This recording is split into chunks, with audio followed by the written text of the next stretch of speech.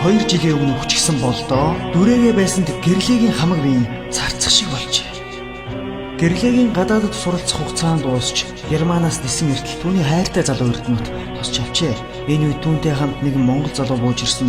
Өнгөрсөн жил суралцах хугацаанд дууссан ч Германд 1 жил ажил хийж байгаад гэрлээтэй танилцж түүнийг буцах болохоор цогтой нутаг үсэж ирсэн болдоо гихч залуу байлаа. Тэгээд тэр гурван машинд суун хотын төв орохоор явах зуур гэрлээ нутад хандаж энэ залуу Германд байхад надад их тусалж дэмжиж байсан миний сайн найз гэж танилцуулжээ. Хэд хоногийн дараа Бата гэрлээд хандан болдоо гээд байгаа тэр залуу чинь арай чамд хайртай юм биш үсттэй гэж хардах маягийн юм ярихад гэрлээ. За юу гэж тийм байх вэ? Тэр чинь зүгээр л миний найз байхгүй юу гэсэн байна. Тэгэхэд Бата эртээд уян тухайгаас наашрах замд тэр залуу нь над руу их л муухай хараад байсан шүү. Тэр лав дотроо намайг үзэн ядаж байсан байх. Тэгэхээр тэр чамд зүгээр минь илттэй гэв.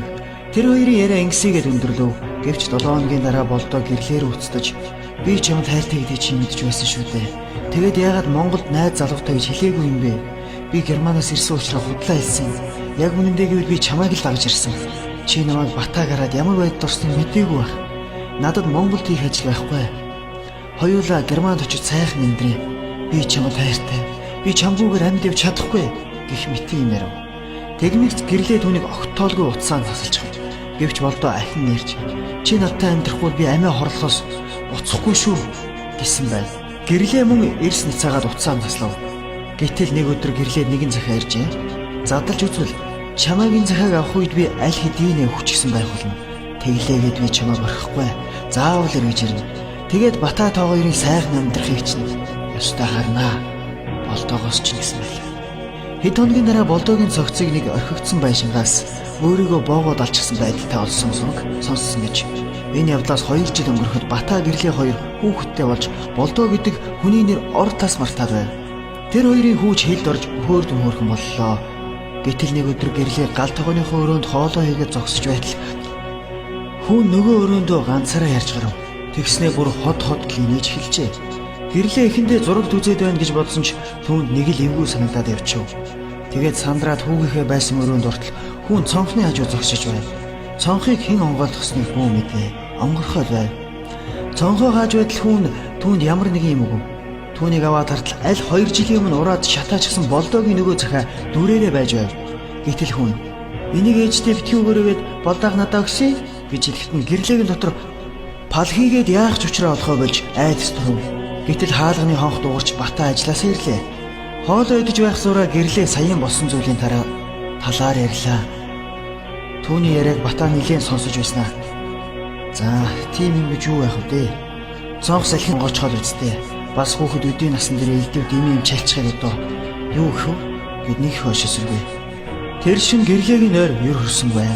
Хин нэгэн түүнийг хаанаас ч юм цоо ширтээд байх шиг санагдаад унтаж чадсангүй. Ийм байдлаар арай гэж өглөө болгож хоёулаа ажилдаа явж хүүгээ дээд давхрынхаа эмээ дээр орхиод явлаа.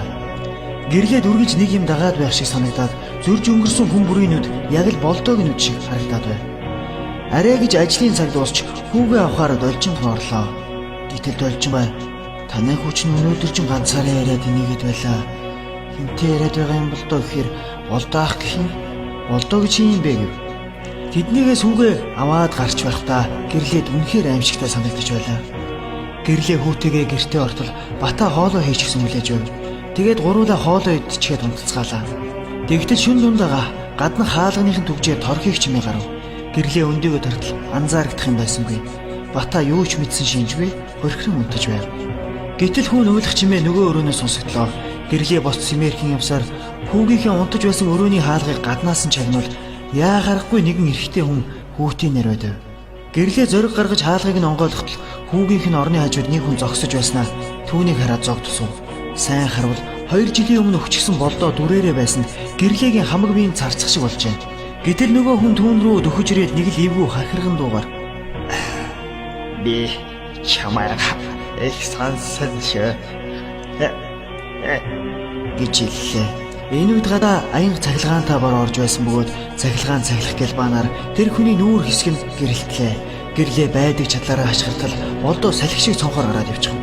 Гэрлээ болсон явдлыг Батад хэлтэл тэр арай их итгэжээ. Ингээд маргааш нь хоёулаа хийд очиод ном уншууллаа.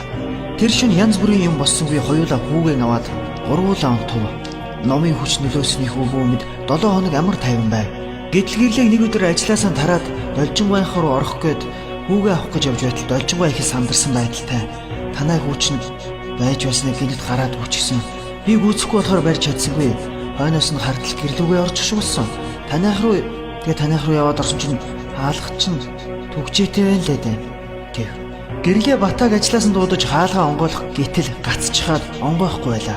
Тэр хоёр гайхан хаалгатайгаа ноцолдож байтал гэр дотор нь бөөн утаа шуу болж аяг таваг хагарах юм том ийш тийшээ шидэх чимээ гарч эхлэв. Тэр хоёр сандран арайхийн хаалгаа онгойлгон ортол хамаг хөшгийг нь хаачихсан хав харанхуй байлаа. Харанхуй өрөөний буланд хүүгийнх нь уйлах чимээ гартал тэр зүг харуул нэг хүн суугаад ямар нэг юм уншаад байлаа. Бата гэрэл асаах гээд унтраалган хүртэл тогцогчээ. Яг энэ үед болдоо босч ирээд гэрлээд би чамтай амьд байхдаа амьд чадаагүй. Чамд дараагийн амьдрал хүлээж байгаа. Нэг сануулгаар ирсэн. Чи ямар мартах учиргүй. Үүнийг сонсоод гэрлээ олдвол мэдрэл муутай болсон гинэ. Аимшигт түүх дахин давтагдсан.